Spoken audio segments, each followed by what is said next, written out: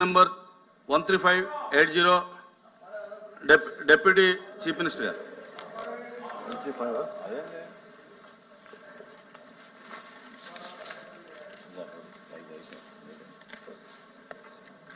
నమస్కారం అధ్యక్ష.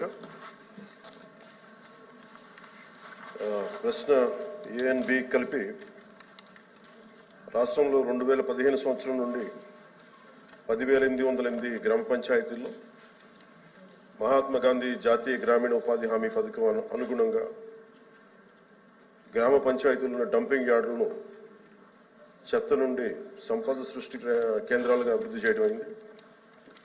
మిగిలిన 2,518 గ్రామ పంచాయతీలు ఈ రోజుకి చెత్త నుండి సంపద సృష్టించే కేంద్రాలు లేవు. మూడో దానికి అవునండి. GOMS నెంబర్ 17 PR&RD పంచాయత్ శాఖ 23/3/2017 ప్రకారం ప్రభుత్వం అన్ని గ్రామ పంచాయతీల్లో యుద్ధ ప్రాతిపాదికన ఘన వ్యర్థ సంపద నిర్వహణను అమలు చేయాలని ఆదేశించింది. మరి మునుపటి డంపింగ్ యార్డును చెత్త నుండి సంపద సృష్టి కేంద్రాలుగా మార్చడం అయింది. ఈ కింద కార్యాచరణ ప్రణాళిక సిద్ధం చేయబడింది, మరి ప్రస్తుతం అమలు చేయబడుతుంది. ఇప్పటి వరకు SWPCలు నిర్మించని 2,518 గ్రామ పంచాయతీల్లో 2025-26 సంవత్సరాల్లో నిర్మాణాలు చేపట్టబడుతున్నాయి. అలాగే రాష్ట్రంలో నిర్మించిన 10,808 SWPCలో 9,342 పనిచేస్తున్నాయి. పూర్తిగా పనిచేసేవి 5,556, పాక్షికంగా పనిచేసేవి 3,826. పాక్షికంగా పనిచేసే 3,826 SWPCలు మార్చి 25 నాటికి పూర్తిగా పనిచేసే స్థితికి అప్గ్రేడ్ చేయబడతాయి. 1,426 పనిచేయని SWPCలని మార్చి 2025 నాటికి పనిచేసే స్థితికి పునరుద్ధరించడం అవుతుంది. రాష్ట్రంలోని గ్రామ పంచాయతీలకి చెత్త నుండి సంపద సృష్టి కేంద్రాలుగా క్రమం తప్పకుండా నిర్వహించేందుకు వీలుగా ప్రభుత్వం అవసరమైన అన్ని చర్యలు తీసుకుంటుంది.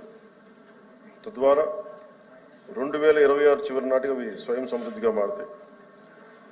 కేంద్ర 15వ ఆర్థిక సంఘం నిధులు మరియు గ్రామ పంచాయతీలు సాధారణ నిధులు SWPCల కార్యకలాపాలు మరియు నిర్వహణకు కేటాయించబడ్డాయి. ఏపీ మార్క్ఫెడ్ భాగస్వామ్యంతో వర్మీ కంపోస్ట్ విక్రయాన్ని ప్రోత్సహించడం అవుతున్నది.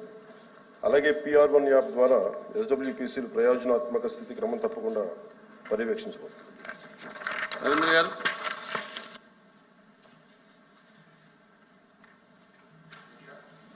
అధ్యక్ష, ముందుగా ఉప ముఖ్యమంత్రి పవన్ కళ్యాణ్ గారికి ఉప ముఖ్యమంత్రిగా అయిన ఒక సందర్భంగా అభినందనలు మరి మీ ద్వారా తెలియజేస్తూ, డంపింగ్ యార్డ్ అనేది ప్రజల జీవన ప్రమాణాలకి జీవన పరిస్థితులకి చాలా అవినాభావ సంబంధం ఉంది అధ్యక్ష.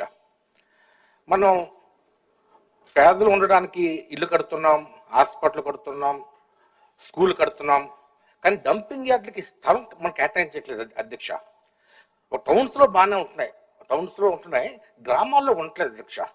గ్రామాల్లో డంపింగ్ యార్డులు లేకపోవడం మూలంగా అందరూ కూడా ఆ చెత్తని రోడ్డు పక్కన వేయడం, కాలువ పక్కన వేయడం, వీధుల్లో వేయడం, ఈ విధంగా చేయడం మూలంగా అక్కడ విపరీతంగా సాగ్రిగేషన్ చేయకపోవడం మూలంగా అదంతా కలుషితం చెంది దాని ద్వారా అంటు రోగాలు విపరీతంగా వస్తున్నాయి అధ్యక్ష. మరి మీకు అందరికీ తెలుసు, ఒక ఈగ 3 నుంచి 10 కిలోమీటర్లు ప్రయాణం చేస్తుంది అధ్యక్ష. ఒక దోమ 1 నుంచి 3 కిలోమీటర్లు ప్రయాణం చేస్తుంది అధ్యక్ష. అంటే ఒక డంపింగ్ యార్డ్ మీద ఈగ దోమ వాలి అది మన గ్రామంలోకి వెళ్ళి అక్కడ కలుషితమైనటువంటి బ్యాక్టీరియాని తీసుకెళ్ళి అక్కడ మిగతా వాళ్ళందరినీ కూడా స్పాయిల్ చేసే అక్కడ అవకాశాలు అనేక ఉన్నాయి అధ్యక్ష. మరి ముఖ్యంగా మన గ్రామీణ వాతావరణంలో ఒక 200 హౌసెస్ లో 80 టన్స్ అందులోకి వస్తాను అధ్యక్ష. ప్రశ్న దానికి అనుబంధం అధ్యక్ష. 200 ఏమి వివరం కావాలి అడగండి. ఇప్పుడు మనం చేసే గ్రామాల్లో ఎటువంటి కార్యాచరణ మనం చేస్తున్నాము? నా ప్రశ్న ప్రధానంగా అది డంపింగ్ యార్డ్ ఓన్ సైట్ ఉందా? డంపింగ్ యార్డ్లకి గ్రామాల్లో ఓన్ సైట్ ఉందా? అంటే 200 హౌసెస్ ఉండే గ్రామంలో 80 టన్నులు ఒక ఒక మన వేస్ట్ అది వస్తుంది ఇక అధ్యక్ష మన సంవత్సరానికి. అలాగా మనం 2-3 గ్రామాలు కలిపి ఒక డంపింగ్ యార్డ్ పెడతామా? ఈ డంపింగ్ యార్డ్ పెట్టిన తర్వాత దాన్ని ఖచ్చితంగా రీసైకిల్ చేయాలి, ఇన్సినరేషన్ చేయాలి, ల్యాండ్ ఫిల్లింగ్ చేయాలి. ఈ మూడిట్లో ఏ ప్రాసెస్ చేయగలుగుతాము, ఏ ప్రాసెస్ చేసుకోవడానికి అందుబాటులో ఉన్నాయి? దీని మీద ఒక పూర్తి ప్రణాళిక చేయాలి అధ్యక్ష. ఎందుకంటే టౌన్స్ అయితే పెద్ద కనుక చేయడానికి అవకాశం ఉంటుంది, విలేజ్ చిన్నగా ఉంటాయి, దానికి వైబిలిటీ ఉండదు. మరి దీనికి ముఖ్యంగా మన జర్మనీలో, అక్కడ జర్మనీ దేశంలో చాలా చక్కటి అవకాశాలు ఉన్నాయి అధ్యక్ష. అక్కడ గ్రామాలని బాగా చేస్తున్నారు. ఏదైనా ఒక హౌస్ కమిటీ చేసి జర్మనీలో విలేజెస్ ఏ విధంగా చేస్తున్నాయి అది కూడా పర్యవేక్షణ చేసి అన్నిటినీ ఒక చాలా సమగ్రవంతంగా చేసి ఫ్యూచర్లో ఈ యొక్క డంపింగ్ యార్డ్ సమస్య లేకుండా చేయాలని నేను కోరుతున్నాను అధ్యక్ష.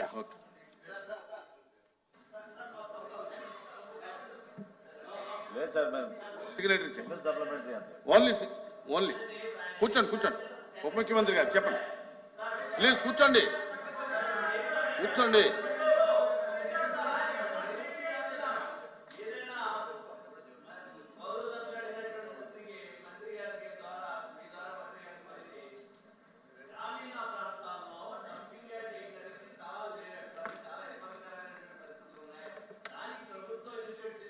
ల్యాండ్ ఎక్వేషన్ చేస్తే మాత్రమే.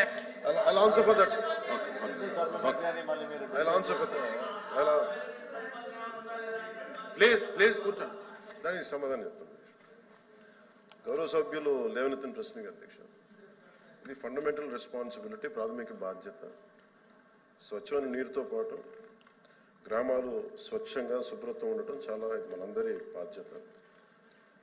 ఓకే, ఈ ప్రభుత్వం రాగానే గౌరవ సభ్యులు లేవనెత్తింది అసలు ఇంత చెత్త కలెక్ట్ అవుతూ ఉంది. మెయిన్ మనకున్న సమస్య మనకి సరైన స్థలాలు లేవు దానికి సేకరించడానికి.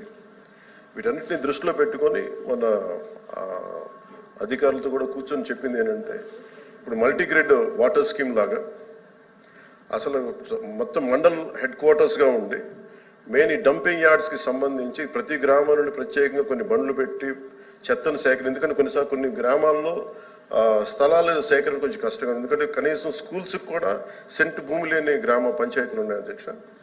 అందుకని ప్రత్యేకించి మేము ఆలోచిస్తుంది ఏంటంటే, ప్రతి ఒక 10-12 గ్రామాలని ఒక ఉమ్మడిగా తీసుకొని వాటికి సంబంధించి ఒక కామన్ డంపింగ్ యార్డ్ని తీసుకొని ప్రతిపాదన చేస్తున్నాం అధ్యక్ష. దీన్ని కొద్ది రోజుల్లో మీకు దీని మీద ఒక సమగ్రమైన వివరాలు తెలియజేస్తాం. బట్ ఖచ్చితంగా ఖచ్చితంగా ఈ సమస్యను గుర్తించా, ఇది మనందరి బాధ్యత. Will take it forward. Question number 13502 deputy chief minister గారు.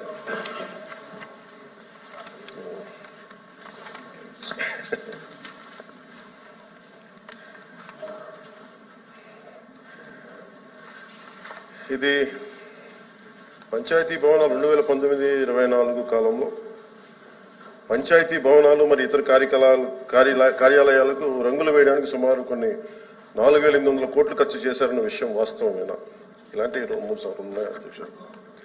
2019-24 పంచాయతీ భవనాలకు నేను ఇవ్వగలిగే క్లారిటీ దీనికి సంబంధించి అధ్యక్ష, 2019-24 పంచాయతీ భవనాలకు గ్రామ సచివాలయాలకు మాత్రమే రంగులు వేయడానికి 101.81 కోట్ల మొత్తాన్ని ఖర్చు చేయడం జరిగింది అధ్యక్ష. రంగులు వేయడానికి ఖర్చు చేసిన మొత్తంలో 49.8 కోట్ల మొత్తాన్ని పెయింటింగ్ వేయడానికి, 52.73 కోట్ల మొత్తాన్ని భవనాలకు ఉన్న పెయింట్ని తొలగించి మళ్ళీ తిరిగి రంగులు వేయడానికి ఖర్చు జరిగింది. బి ప్రశ్నకి అది అన్ని కార్యాలయాలకు సార్, నేను చెప్తాను ఓన్లీ పంచాయతీ భవనాలు. బి ప్రశ్నకి ఏమీ లేదండి. గ్రామ సచివాలయాల భవనాలకు ఉపయోగించే రంగు విధానాన్ని ప్రశ్నిస్తూ వివిధ పార్టీల్లో హైకోర్టులో రిట్ పిటిషన్లు దాఖలు చేయడం జరిగింది.